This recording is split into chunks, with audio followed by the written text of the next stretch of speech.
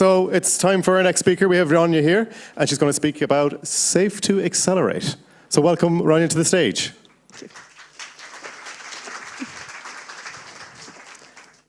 Hi. All right. So I'll give you 4 months so you can see with the mission that we're going to do. We're going to build a proof of concept together with a team.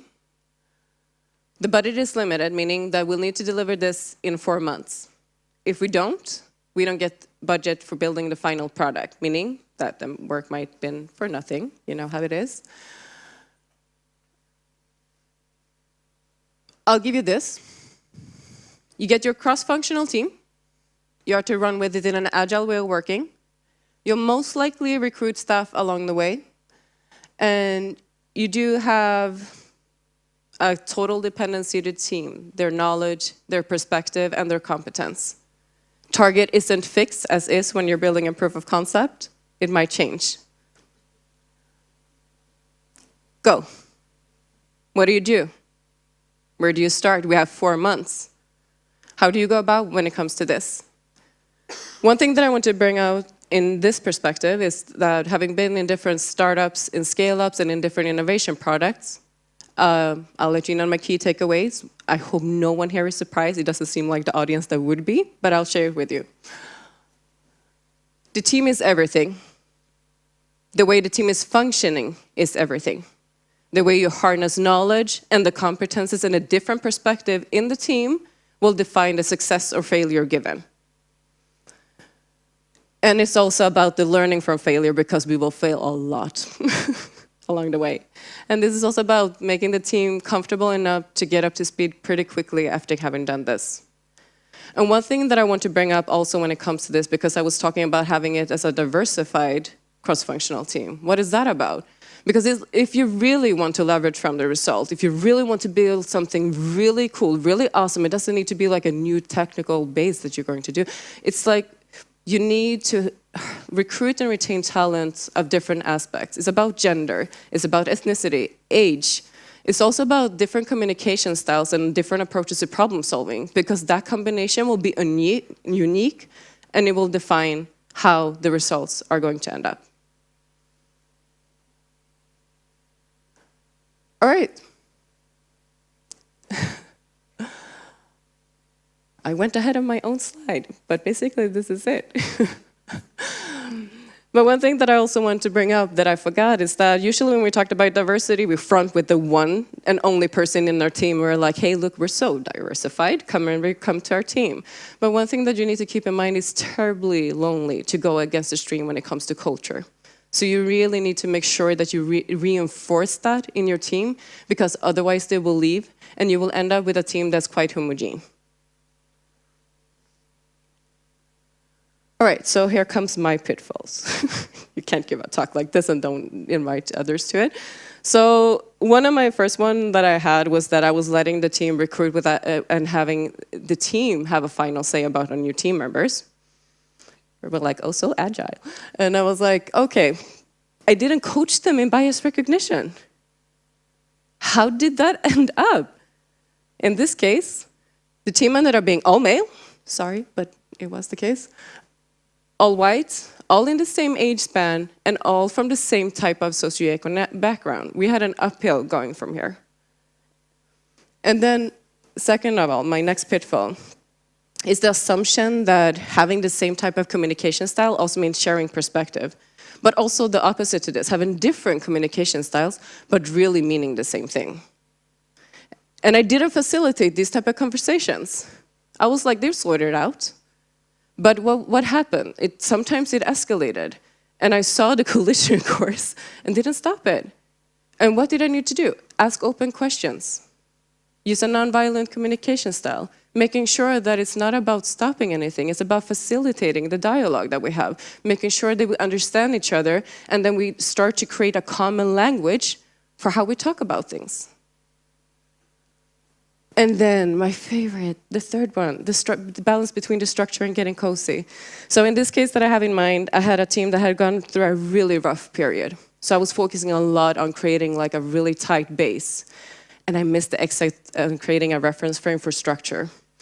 We were feeling safe, no worries, because the team came back to me with a quite strong feedback game. They let me know that they were feeling the distress. I was super grateful for it. I felt like we had succeeded, but I also felt a bit anxious because how could I have missed the exit? Despite my knowledge, despite my experience, I just let it pass. And now the team is feeling stressed out because what are we trying to do here? What are we trying to achieve? We're ready, let's go. I had like something going on here, yeah. So I'll put on my smarty pants, I already have them on. We have 4 months to do this in, so I'll try to get really concretely really fast here on how we're going to build the base for having this. We need to create first a common reference for what we're trying to do. First is about the roles that we have, you already know this, the responsibilities, the mandate that we have to do this. Figure this out, and also the expectation that we have on one another, and make sure to iterate on this constantly. I know you all do, but I'll mention it anyway, because there will be a lot of silent agreements when it comes to this and some misconceptions under the surface as time goes on. Second of all is also the social game rules that are in the organization. We also need to focus a lot on setting an empathetic base for the team, making sure that it's not about the ficas, also about listening, supporting, asking questions, and other things related to this. The third one is transparency. It's talking about things that we might not be completely sure of, building a proof of concept that is not with a non-fixed target itself, and requirements are not really 100% fixed, will mean that you will have a lot of different things coming up along the way. Depending on what your role here is, you need to be clear in your communication and do not make things up. Do not lie to create comfort and be really clear, even in the insecurities. So this is why I'm saying that you need to carry this with exposure, but do not unload to your team because it might be yours to carry. Just make sure they're with you along the way. And then leverage on competences and perspective. This is also why we're recruiting different types of talents, because they will create the solution that we're building, right?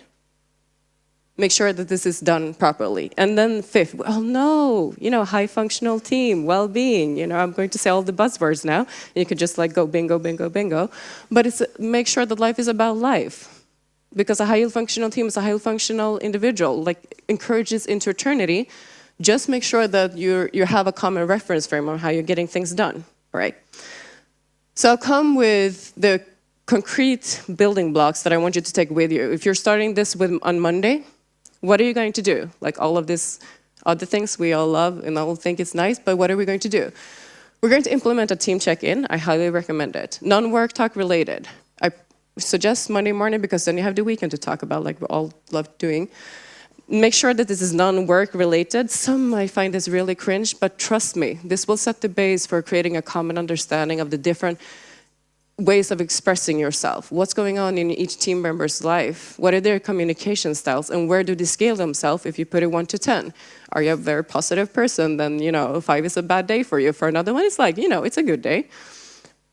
I would recommend to implement this. And then second of all, don't leave me hanging. This is about when sharing stuff. Sometimes it's uncomfortable and you turn quiet. But this is you're leaving a person quite vulnerable. Make sure don't leave them hanging. Just say an okay if you need to do that. Because I would say that this is like a high five ignored. You don't do that and feel that it's a good situation, right? Then you're like, hey, let's try that again. So make sure to do this even in conversation. Pick them up.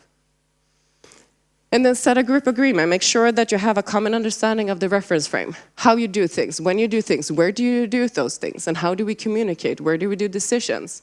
It's like big and low. Make sure that this is visible and reiterate on this constantly. And then next one, interesting, could you elaborate? This is about picking up a perspective that you might not necessarily agree with yourself.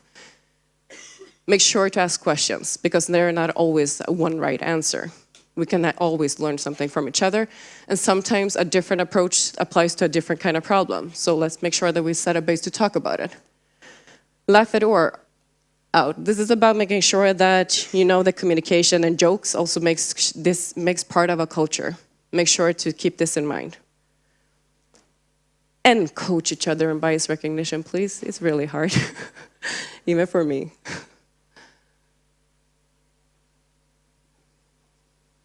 TikTok. So we managed. What happened? 4 months has passed. We built the proof of concept. Team is ready to go. depending on how you treated your team, depending on how they've been nurtured, they might have left. They might be on sick leave, or they might be staying with you until the very end, but ready to build a final product. They might be excited and joyous.